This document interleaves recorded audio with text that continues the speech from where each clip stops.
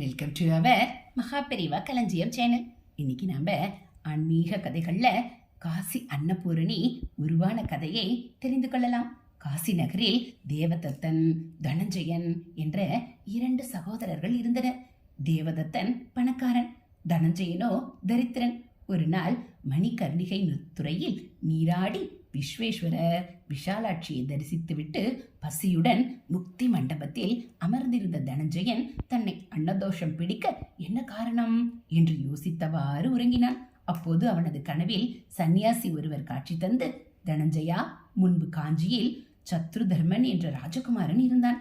அவன் தோழன் ஹேரம்பன். ஒரு முறை அவர்கள் வேட்டைக்கு சென்று காட்டில் வழி தவறி பசியால் பரிதவித்தனர்.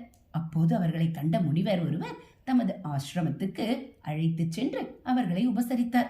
முனிவர் வழங்கிய அன்னம் சத்ருதர்மனுக்கு அமுதமாக தித்தித்தது. ஹேரம்பனுக்கோ அது அற்பமாக தோன்றியது.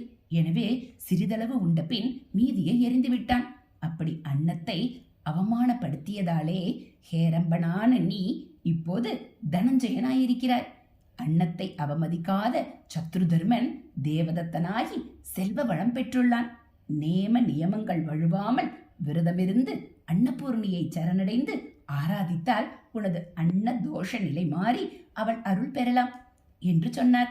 அதன் பின் தனஞ்சயன் அன்னபூர்ணி விரத நேம நியமங்களை விசாரித்தபடி காமரூபம் என்ற இடத்தை அடைந்தான்.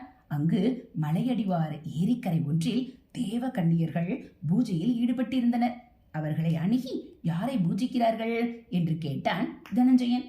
பிரம்மனின் தலையை கொய்ததால் பிரம்மகத்தி பீடித்த சிவனின் பசிப்பினி அகழ பரமசிவன் கையிலுள்ள கபாலத்தில் அன்னபூரணி அவதாரம் எடுத்து ஆதிசக்தி அன்னமிட்டு கபாலத்தை நிரப்பினாள்.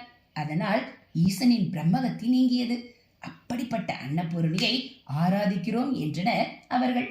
மேலும் அவர்கள் தனஞ்சயனுக்கு விரத முறைகளை விளக்கினர். அதன்படி காசிக்கு வந்த தனஞ்சயன் விரதமிருந்து அன்னபூரணியின் அருள் பெற்றான்.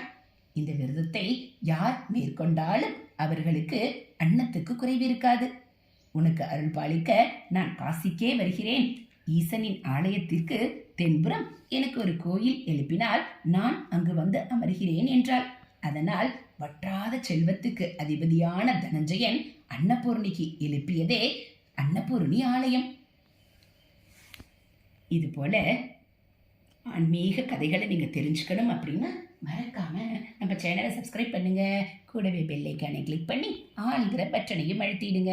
நம்ம சேனலில் வரக்கூடிய ஆன்மீக கதைகள், மகாபெரிவா மகிமை, தெய்வத்தின் குரல் பகுதிகள் எல்லாம் உங்களுக்கு பிடிச்சிருந்தா ஒரு லைக்கும் கமெண்ட்டும் கொடுத்து உங்களுக்கு தெரிஞ்சவங்களுக்கும் ஷேர் பண்ணுங்க. தேங்க்யூ.